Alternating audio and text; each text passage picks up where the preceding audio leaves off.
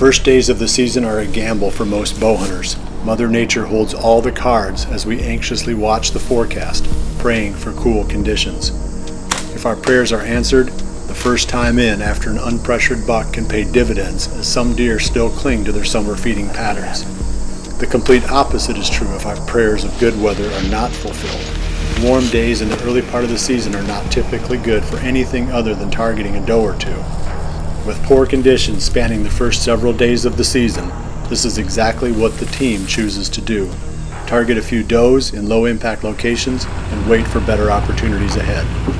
On the afternoon of October 4th, with the coolest temperatures of the first week, Mike Reed heads to the home farm in search of his number one target, a buck he calls Chubbs. Monday, October 4th. Ryan and I are out on the home farm. I got wrapped up with work a little early today. And the weather is actually nicer than it was originally forecasted to be. It was supposed to be like 76. But the high is 71, 72, and the pressure's on the rise, so it actually feels pretty nice out here. We got a north-northeast wind and decided to come and sit the cherry tree plot. We're on the south side of it. This is where I shot turkeyfoot last year. Had some encounters with them in early October and shot them mid-October on a cold front. We've got brassicas surrounded by clover. Chubbs is the primary buck in this area that I'm interested in hunting. We filmed him all summer in velvet right here in the alfalfa, and we actually filmed him out of the cherry tree set one evening. He's been on this camera that's on the scrape right here at the gap in the fence.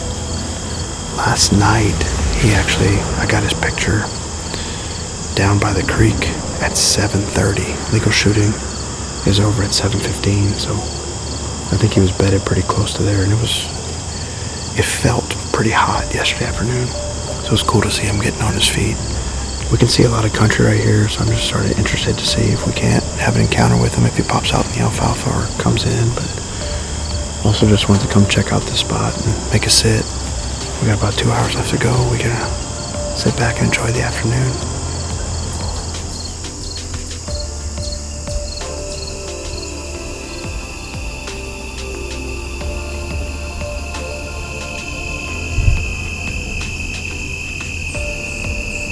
A young lopsided buck is the only notable encounter of Mike's first sit on his home farm this season. Not necessarily the outcome Mike hoped for, but nonetheless, a beautiful afternoon spent in arguably his favorite tree stand on Earth. 750 miles to the southeast, on October 6th, Dell Kirby is making another attempt at filling his Georgia tag.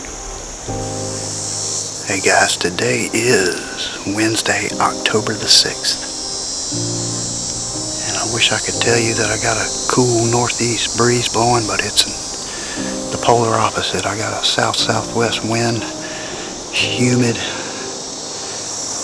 My Cuddy Link cameras have pretty much been just sitting doing nothing. I've got no pictures. Deer aren't moving whatsoever. I'm hoping, if you can tell, the sun just popped out. According to the radar, there shouldn't be any more rain between now and dark. It's 5 o'clock right now. I just got in the stand. The area that I'm in tonight, one buck in particular, a deer that I called Gypsy. He's a big 9-pointer. He should be 5.5 years old. I got 3 years history with him. I passed him up probably 10 yards from this tree that I'm in. I was in a different tree 2 years ago, but I passed him up. I've seen him in here several times that year. Last year I never saw him. I would have shot him last year at 4 years old. He was a really nice 8-pointer, but never saw him. Fingers crossed, man. I would really like to put one of my 2 bucks down tonight, and then I can really concentrate on Chief. I'm going to move some cameras around tomorrow and see if I can pick him back up down in this area here. I have a feeling he may be back down here, so I lost him where he was at, but I don't know.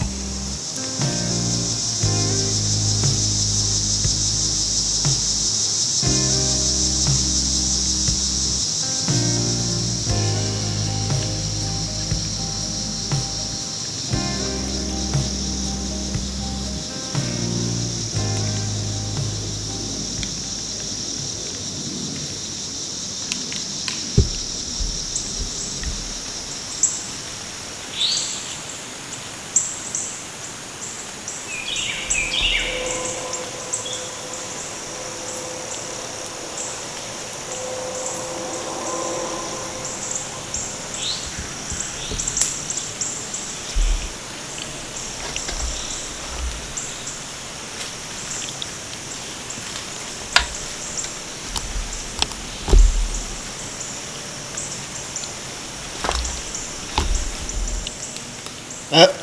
Up.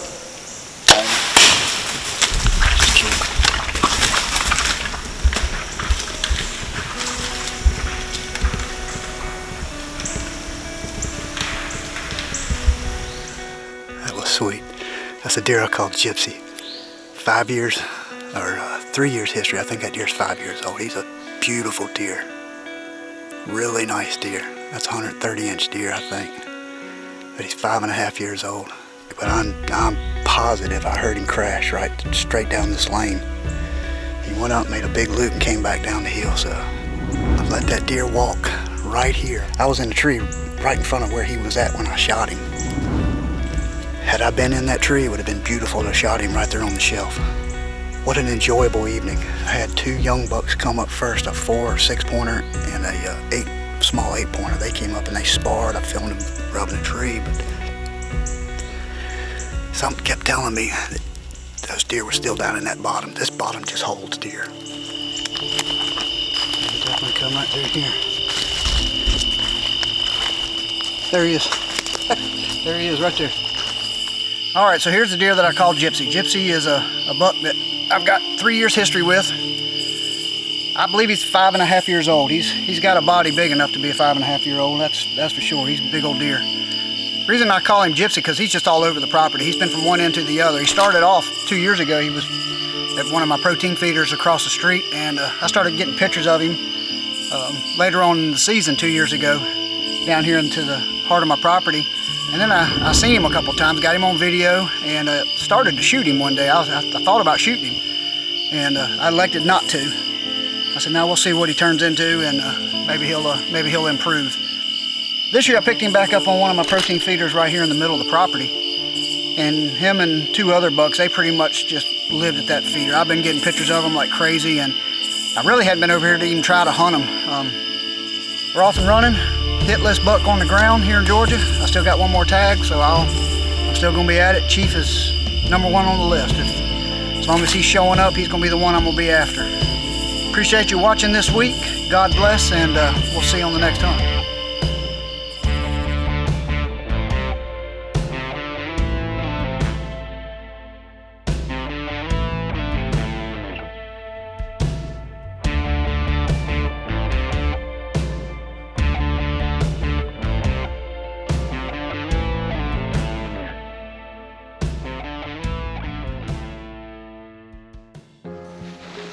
Back in Iowa on the afternoon of October 7th, Midwest Whitetail intern Ethan Stubbs is heading out for his first hunt of the season, accompanied by his friend Caleb Greiner.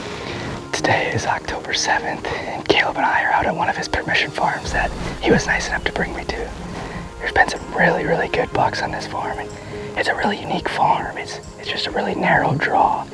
And where we're sitting tonight is on a really good natural crossing. There's a big ditch right here to our south. And then these deer are hogging this ditch, coming around the top, and it would be about a 30-yard shot, so it'd be about right in the chips. There's been some really, really nice bucks showing up that I would be extremely blessed to take. There's one buck that I particularly have my eyes on. He's got a big underhook on it. He's just a nice big 10-pointer with the 3rd beam and some extra points. It's been a pretty hot October, and right now we got an east-southeast wind with a little bit of rain in the forecast, so that front might bring in some cooler weather. Also, I wanted to add in there that the neighbors have recently been harvesting all of their corn, so all the corn around us is gone besides the corn right here to our east. So I think we're going to be in the chips tonight. These bucks should be coming back from the north where they go to bed.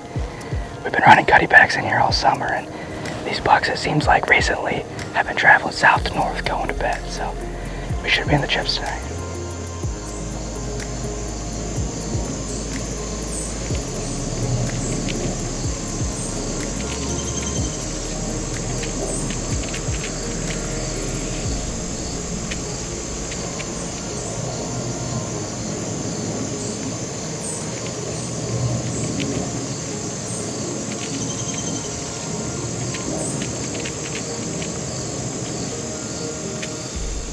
How far?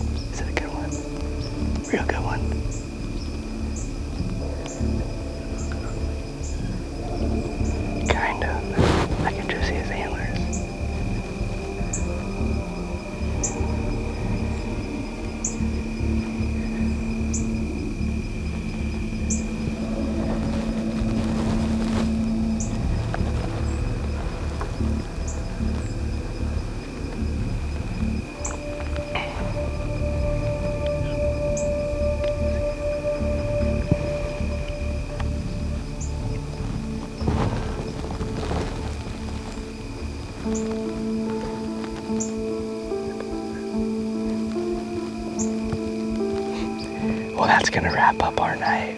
It was a pretty slow night until me and Caleb looked at each other after we heard was 2 bucks fighting, and then we could hear some raking, and we looked up and there was a really good deer making a scrape. It looked like a really big 12-pointer, so it was enough to get the blood pumping. We were both shaking, and now we're all giddy with excitement, but man, that was awesome. That's exactly what I love about deer hunting and what I love about Iowa, so we're gonna stay after him, hopefully in the next coming weeks, and if any luck, we can tag a buck like of that caliber. The morning of October 15th finds Jared Mills on stand, looking to enjoy the cool temperatures and try his hand at harvesting a doe for the freezer. A close-range opportunity allows Jared to break the ice, christening the 2021 season. As he takes care of his prize, Jared's mind continues to shift back toward his primary focus, finding a mature buck to hunt in the coming days. Later that day, 50 miles to the northwest, Mike Reed is preparing for another attempt at locating the home farm monster.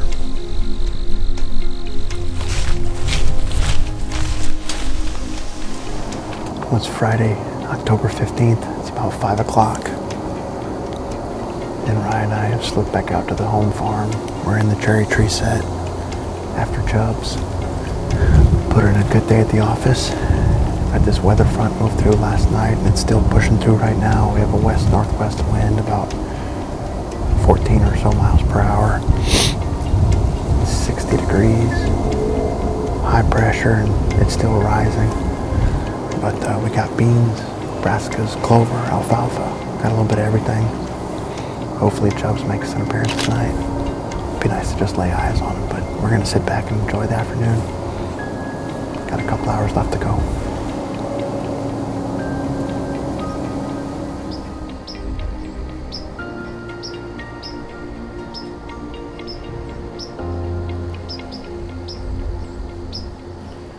"35 miles to the southwest, after gaining last-minute permission, Grant Noble heads into a new farm that looks to be a likely hideout for a mature buck.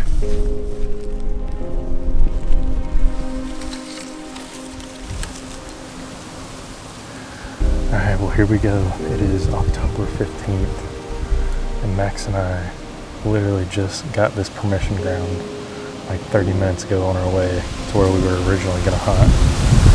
And as you can tell, it's pretty windy, but we've never stepped foot on this ground. All we've done is just look at it from OnX, and it's a really cool looking piece. There's a alfalfa field out here, and what our plan is, it's really thick behind us, and what we're trying to do is catch these deer coming from this bedding to the alfalfa field. So it's gonna be really close quarters tonight. I pretty much only have one shot, and it's gonna be at like 10 yards. So hopefully we can at least lay our eyes on a good deer, but Max and I are just really excited to have this new property to hunt.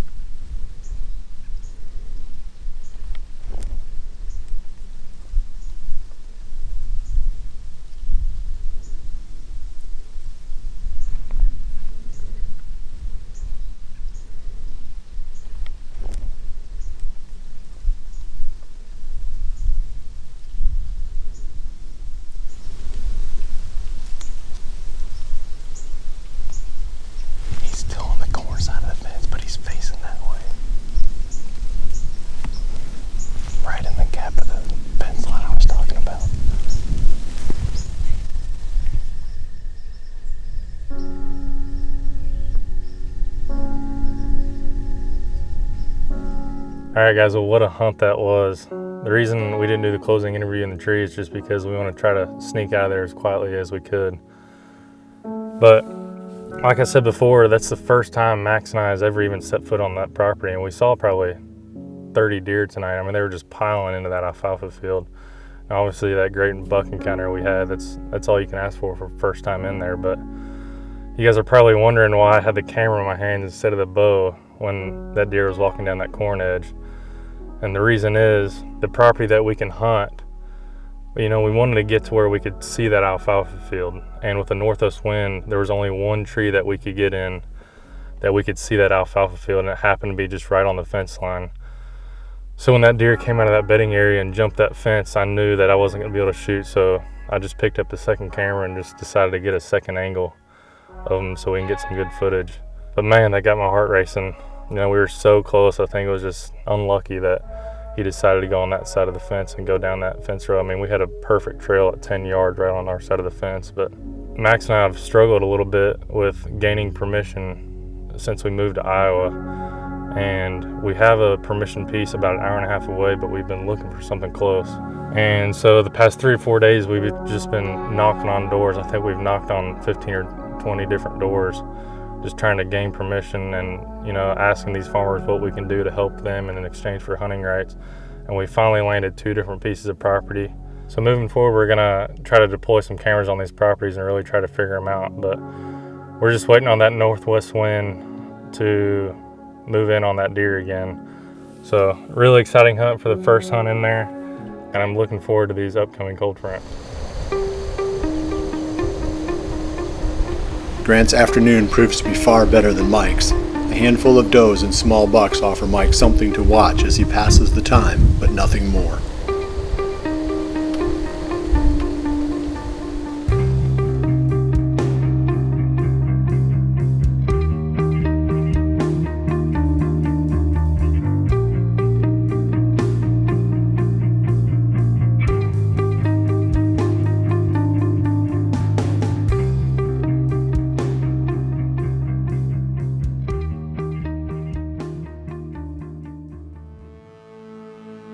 Small, overlooked pockets of timber wedged within urban areas can provide surprisingly excellent bow hunting. On the afternoon of October 15th, Brandon Whitten heads to one of these neighborhood coverts after his #1 target, Buster. Good afternoon. Today's October the 15th. And I'm back in here after the Buster buck in the urban zone. I feel like I've been hunting quite a bit in the urban zone this year. I haven't really hunted at all statewide, but I have a feeling after this week and next week I should start getting some of my more mature bucks statewide that start daylighting, so I'll probably transition and start hunting them. But these bucks in the urban zone are daylight, and I think it's just a matter of time before I can catch up to one of them. So I don't know if these deer have been catching me coming in or catching my scent on the trails, but I took a different route in, hoping to change it up a little bit, see if I see more movement tonight. But we also got a cold front too. That's going to help get the deer on their feet. Or like I said, it seems like it's just a matter of time here in the urban zone where I'm catching up with one of these mature bucks because they've been daylighting quite frequently. We'll see what the night's got in store for us. Hopefully it's a good one.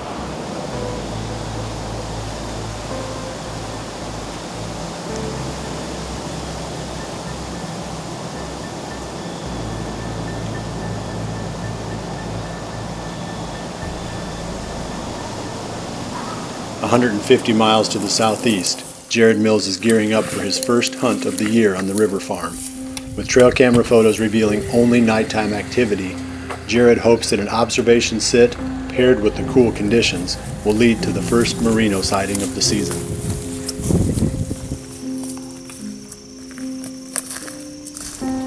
Alright, it's the afternoon of October 15th. Ethan and I came to the river farm to make a little play on merino this afternoon. We had a cold front come through. Well, literally this area, it probably rolled through around 2 or 3 p.m. So it's cleared out, pressure's on the rise. Beautiful evening to be in a stand. I expect the deer to be moving. Whether or not we're in the right place, I have no idea. But I expect the deer to be moving in general tonight and tomorrow. We're hunting a brand new spot, brand new tree that I've never hunted before. We're going to see a lot of the area that Marino typically spends time. I did pull cards for the first time in 2 weeks, and he was on quite a few cameras, nothing daylight but very close, and he seems to be very, very active. Probably the most active that we've seen him in a while on this property, so that's really encouraging. I think he's such a dominant buck that he's just being kind of territorial right now and establishing his dominance. There's multiple series of pictures where he's either sparring with a buck or bowing up to a buck. I mean, he's just a tank of a body, and we haven't seen him be real active in the past, so hopefully that's going to get him in trouble. Hopefully we're in the right spot tonight. We're not on this brassica plot, we're just a little bit off it. My thinking in this setup was I had to give up something based on the way this plot's set up for a southerly wind, and we have a northwest wind, and so we've never really set up here before just because you're kind of giving up a lot. Back behind us we're blowing our wind, but I decided to try to line up to where our wind is blowing towards our sorghum. That's the least likely food source for the deer to be in tonight. I think we're relatively safe blowing it there, and I'm sure deer will cross through there, but I felt like that was the best option as far as picking a direction to blow my wind from this spot. Should be able to see a lot, hopefully see some deer and have a good hunt tonight. We're kind of due for that. We did see some deer this morning, put a doe on the ground. It's time to get serious and hope for Marino to slip up tonight.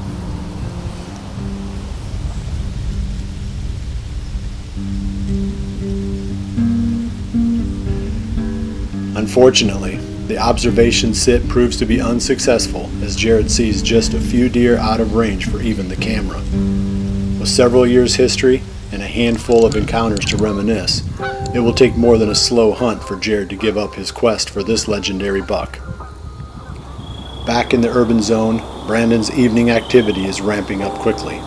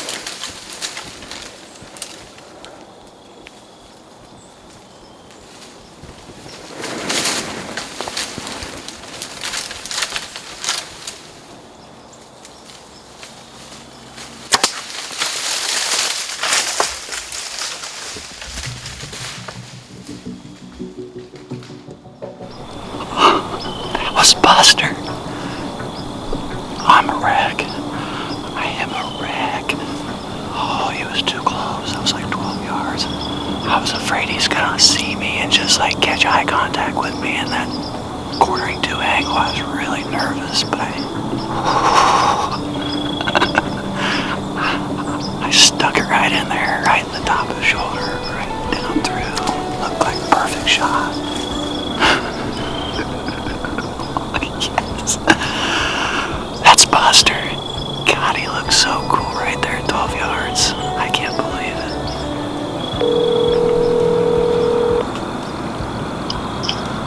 What's up? Well, Did you stick one? I shot Buster. You did? You shot Buster? Yep. Awesome.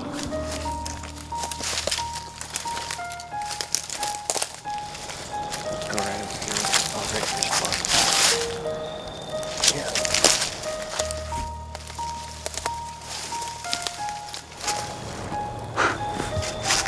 I got him.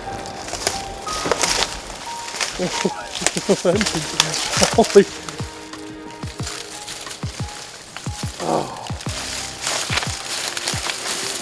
Well, we got this buck out.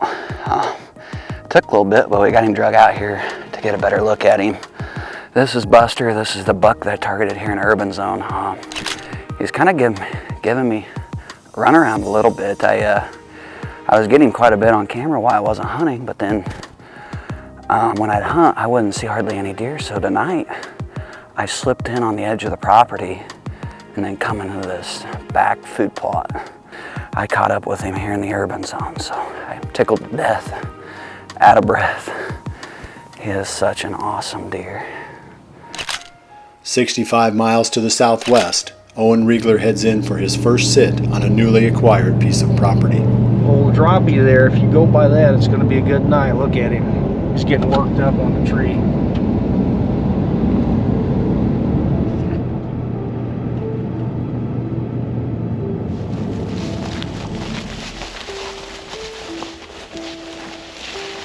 Alright guys, here we are, October 15th.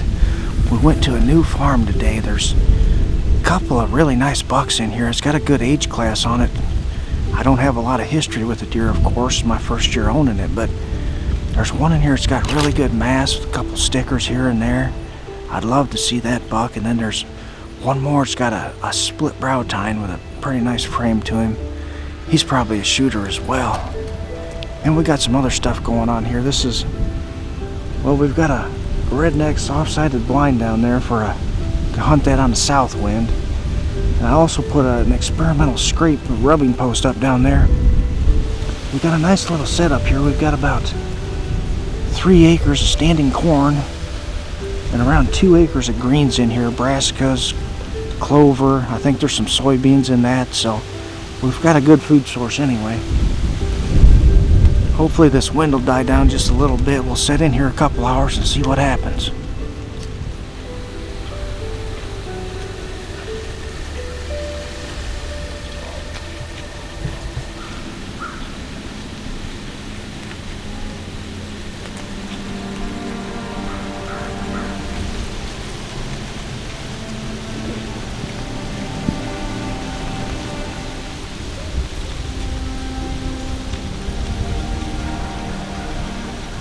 An evening full of solid deer movement is enough to keep Owen content with his newest investment.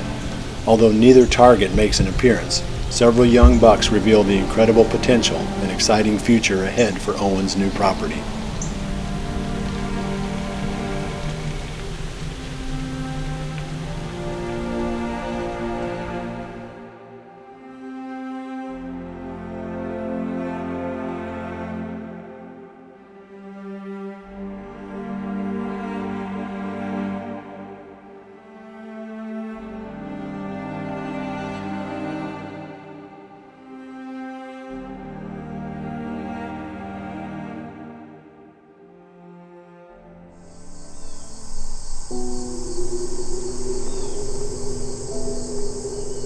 Chubbs is the primary buck in this area that I'm interested in hunting. We filmed him all summer in velvet right here in the alfalfa, and we actually filmed him out of the cherry tree set one evening.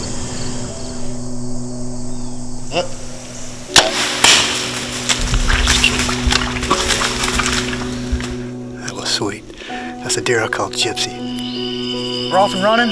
Hitless buck on the ground here in Georgia. I still got one more tag, so I'm still gonna be at it. Chief is #1 on the list. As long as he's showing up, he's gonna be the one I'm gonna be after. Like I said before, that's the first time Max and I has ever even set foot on that property, and we saw probably 30 deer tonight. I mean, they were just piling into that alfalfa field. And obviously, that great buck encounter we had, that's all you can ask for first time in there. I did pull cards for the first time in 2 weeks, and he was on quite a few cameras, nothing daylight but very close, and he seems to be very, very active, probably the most active that we've seen him in a while on this property, so that's really encouraging. The early season can be a trying time for hunters. Bucks cautiously await darkness before making their rounds, checking scrapes and hoarding calories for the upcoming rut. Our only hope is cool weather, as it sparks heavy feeding and promotes daylight activity among even some of the oldest bucks. Patience is the key to success during this stage of the season. For now, we plod along, waiting for cool days to hunt. This is no time to press and educate our bucks, because soon we will once again be chasing November.